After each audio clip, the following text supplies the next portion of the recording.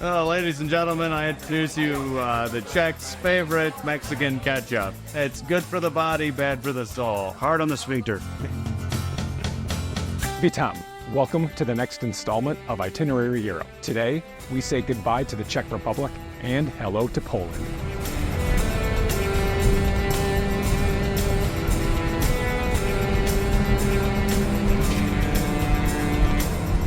And as you can see, we have a long, dreary path ahead of us. So, to make it more entertaining, I present to you the Duke of Comedy himself, Peter Swan, as he recites unintentionally funny newspaper headlines. The sermon next Sunday morning will be, "What is hell?" Come early and listen to the choir. Weight Watchers will meet at 7 p.m. at the First Presbyterian Church. Please use the large double doors at the side. Another thing that helps break up the monotony of our journey are random stops along the way. One of those stops just happens to be in Kutna Hora to check out a rather unassuming cathedral. Yet looks can be deceiving. Down a small staircase in the lower chamber of this Roman Catholic church lies the Sedlik Ossuary, also known as the Church of Bones.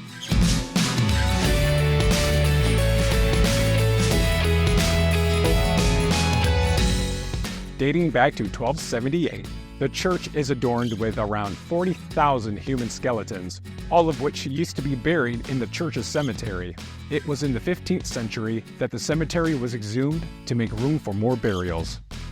And so, the moved remains would lay untouched in the basement for 300 years until a local woodcarver was asked to organize the bones. And did he ever?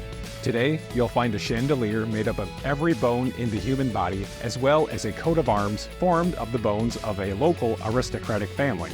And I'll have you know that regular masses are still held here to this day. The ladies at the church have cast-off clothing of every kind. They may be seen in the basement on Friday afternoon. We continue on our journey to Poland, but not before we stop for lunch at a small motel cafe in the middle of Bufu, Bohemia. I'm going to the bathroom. So I walk over there, and I try to go in there. There's a dog this big that attacked me when I got near that door. I mean, his head is this big. He's on a chair. Don't mess with him. And that, my friends, is story time with Ben Bear.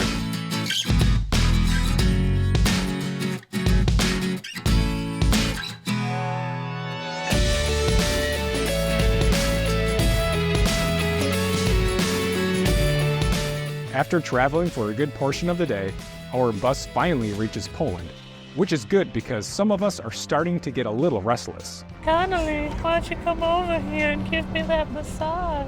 Yeah. Shut up. That's real good. To give you a brief history of this country, Poland's 1,000-year existence has been marked with wars, uprisings, and foreign occupations, mainly due to the country's geopolitical location between East and West Europe. In fact, there was a time when Poland was totally erased from the world map.